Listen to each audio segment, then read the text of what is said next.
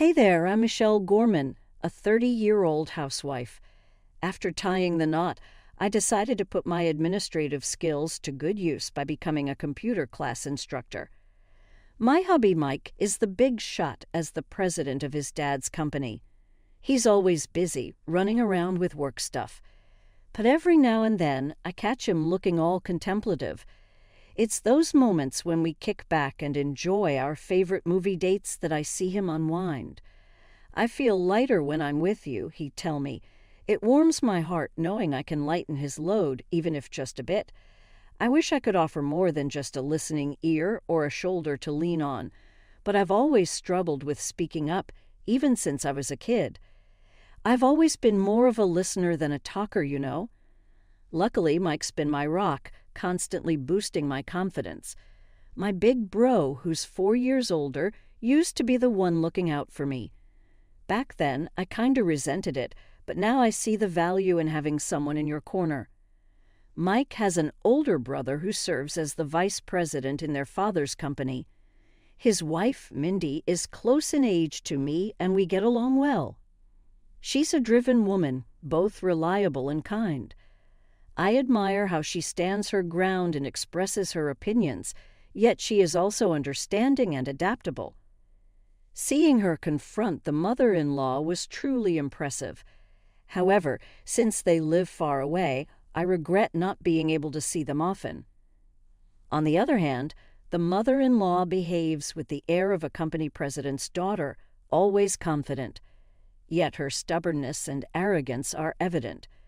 Michelle, you're the wife of Mike, the president. You should quit being a computer instructor and fully support your husband, she'd reprimand, overwhelming me with her pressure. Mike would back me up then, but she'd remain displeased. I sometimes felt relieved we lived apart.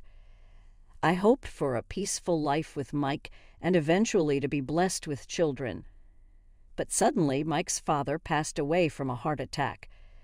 The news was so unexpected it was hard for everyone to accept. Yet Mike and his brother had to think about the company's future. Mike decided to stay in New York for a while. I returned home and waited for Mike's call. With the added responsibilities on the two of them, I was worried. After discussions with his brother, it was decided Mike would transfer to the New York headquarters. His brother became the president and Mike was appointed vice president. We searched for a house in New York and settled on a pre-built single-family home. Although it was a bit far from the station, it was in a less urban area, providing a sense of security. The house had good sunlight, promising a comfortable life. With Mike having to work late due to the handover tasks for a while, I made sure to create a comfortable environment at home so he could rest properly and prepared lunches considering nutritional balance. I wanted to do everything I could to support him. And just like that, a month flew by. I'm home, I'm hungry, thanks for working so late. I'll get dinner ready, thanks. Hey Michelle, my mom said she wants to come over this weekend. Is that okay? I had been concerned that she might be feeling down since my father-in-law passed away, so this was a relief to hear. Of course, we still have some areas to tidy up, but she's more than welcome. Thanks, I'll let her know. Oh, maybe I should invite my brother and his wife too. Yeah, that sounds good. As inappropriate as it may sound, moving here made it easier for me to frequently meet Mindy, my sister-in-law, which was a pleasant surprise. That weekend, we all gathered to catch up on the current situation and share memories of my father-in-law. It's really sad that Dad's gone, but I felt I shouldn't be down forever, so I started taking up a hobby. Seeing my mother-in-law's cheerful face brought relief. She always carried herself with elegance, always wearing beautiful dresses and lovely accessories. Today she looked stylish with a pale purple scarf that stood out. She seemed to have lost a little weight, but her firmness in advising Mike and his brother on company matters hadn't changed. However, since my father-in-law's passing, I felt that her strict remarks towards me increased. Michelle, we're running low on drinks. Could you go buy some? Jessica, I can go get them. Oh, can you? That would be helpful. Then she seemed to be more commanding towards me than she was with Mindy. I thought she might be struggling with the loss of her husband, so I decided to observe and let her comments slide for a while. After dinner, Mike drove everyone home and the night came to an end. Since then, for some reason, my mother-in-law began visiting our home frequently. She started criticizing my housework and complaining about Mindy. Moreover, she began going through our fridge without permission, which left me stunned. "Michelle, Mike's so busy right now. You should pay more attention to the meals you prepare for him." "What if he collapses too?" "Yes, I'll be more careful." "Also, there's still trash here. Can't you clean up perfectly?" It continued like this. It felt as though she was picking on me just to pass the time. But when Mindy would visit, she'd quickly leave, saying she had other things to do. She said it wasn't because she disliked me, but I felt otherwise. Perhaps she found it easier to assert herself over me, who rarely countered, than over Mindy, who always spoke her mind. I thought about finding a job to spend less time at home, but even after finding one, the harassment from my mother-in-law intensified. "Michelle, we ran out of barbecue sauce at our place, so get some while you're out." "Oh, I brought a container with me, so let me take some leftovers." Her audacity sometimes left me dumbfounded. She could just as easily buy premium ingredients from an upscale store. Then an incident occurred. A necklace I cherished disappeared. It was a keepsake from my mother, which I had kept safely on a shelf in my room. The only person I could think of was my mother-in-law, who frequently visited. Though I didn't want to suspect her, she often looked around our home and probably knew where most things were. Despite searching everywhere, it remained missing. So I decided to ask her about it. That's when she responded with a fierce yell, "You probably lost it yourself. How dare you suspect me? What kind of person are you?" "I'm sorry, I searched everywhere I could think of, but I couldn't find it. It's a keepsake from my mother, and it means a lot to me." More than the anger I felt towards being accused, I was devastated about losing my mother's keepsake, and tears began to roll down. "I don't care, it's just a necklace. Why don't you just have Mike buy you a new one?" I realized she wouldn't understand my feelings and decided not to discuss it further. However, incidents kept occurring where money from my wallet and other items around the house would go missing. Though I kept a watchful eye on my mother-in-law's actions, I never saw her take anything. Confused and emotionally exhausted, I confided in Mindy, who asserted that my mother-in-law was definitely the prime suspect. No one else had access to our home. The realization saddened me, yet there was no concrete evidence of her theft, and I couldn't understand why she would do such a thing, especially since she continued to live a lavish lifestyle from the inheritance left by my father-in-law. Seeing my distress, Mindy made a suggestion. Little did I know at the time where this would lead. About 2 weeks after speaking to Mindy, "I'll be off then, Michelle. Just relax and enjoy your trip, okay? Be careful. Mike and his brother were going on a business trip to meet with a company from another state." Knowing about their trip, Mindy thought it might be a good time for us to take a break and invited me on a short vacation. Having been mentally and physically drained recently, the idea of a getaway was appealing. I packed early and placed my travel bag near the entrance, waiting for departure time. Suddenly, the doorbell rang. Wondering who it could be, I checked the video feed to find my mother-in-law. Not only her, but she was accompanied by several others. "Hello, Michelle, I brought some friends. Please open up." Opening the front door, I found my mother-in-law and about 7 of her friends, all carrying large bags. Were they going somewhere? "We're staying here tonight. Make us comfortable." Excuse. Me, didn't I mention it? We're seeing a play nearby tonight, and since it ends late, we're all staying here. This was news to me. My departure time was approaching. "Oh, did I inconvenience you? I heard from Jessica that you were open to having us." I hadn't heard anything of the sort, and it seemed she was making up the story as she went along. Growing increasingly frustrated, I replied firmly, "I'm sorry, but I wasn't informed of this. And I have plans." To my reply, she looked taken aback. "But you'll be back soon, right? We'll drop our bags and head out for a bit. Just prepare dinner and sleeping arrangements for us." Ignoring the fact that I had plans, I knew I couldn't let this slide. "I can't. I'm going on a trip." "A trip with whom?" "With Mindy." "Oh, just with Mindy. You can go any time. We've come all this way just for today." "How long are you going to make us wait?" Just then, I noticed something glinting around her neck. "Wait, that necklace you're wearing." To my astonishment, it was the same necklace that was a keepsake from my mother. "Jessica, where did you get that necklace?" "Why, it's just one of my collections. Is there a problem?" she answered with a smug look. "That can't be right. That necklace is a limited edition, and not many are out there." While I was exchanging words with her, Mindy arrived.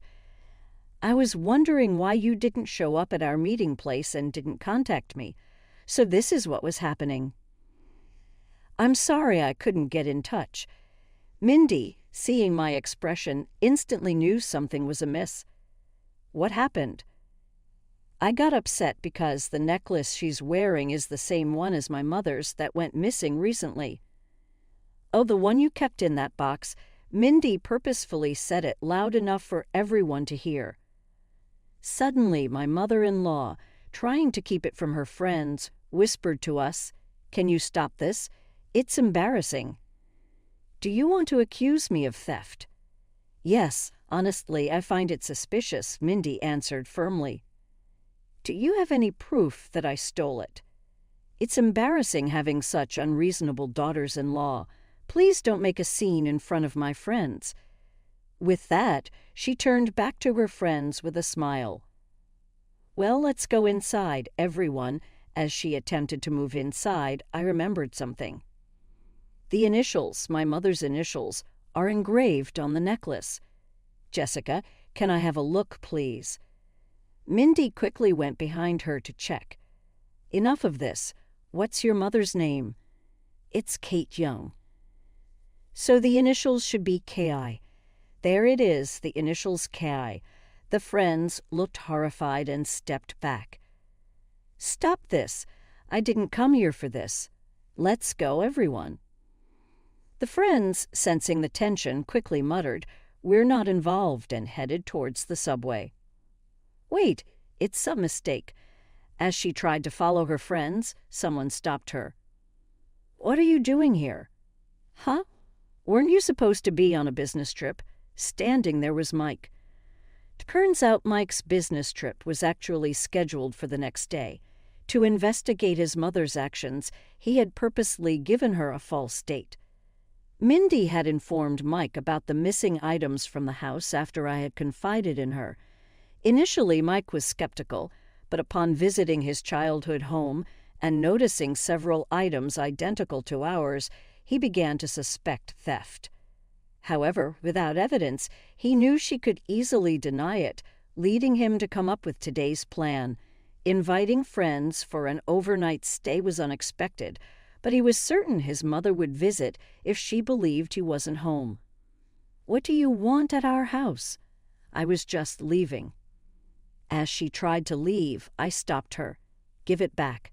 That necklace. Isn't that necklace the keepsake from Michelle's parents? Why do you have it, Mom?" "It's not what you think. I found it in my purse. Michelle must have set me up." Seemingly fearing the disadvantageous position she was in, my mother-in-law suddenly shifted the blame to me. "Do you really think such a lie would work? There's no way Michelle would do something like that. First, give the necklace back to Michelle. We'll talk after that." Reluctantly, she took off the necklace, threw it on the ground, and tried to run away. "Hey, wait. The three of us tried to chase her, but stopped shortly. We no longer need to. Huh. Why? 10 police officers stood in front of her. I, too, was unsure about what was happening, just staring at the bizarre scene.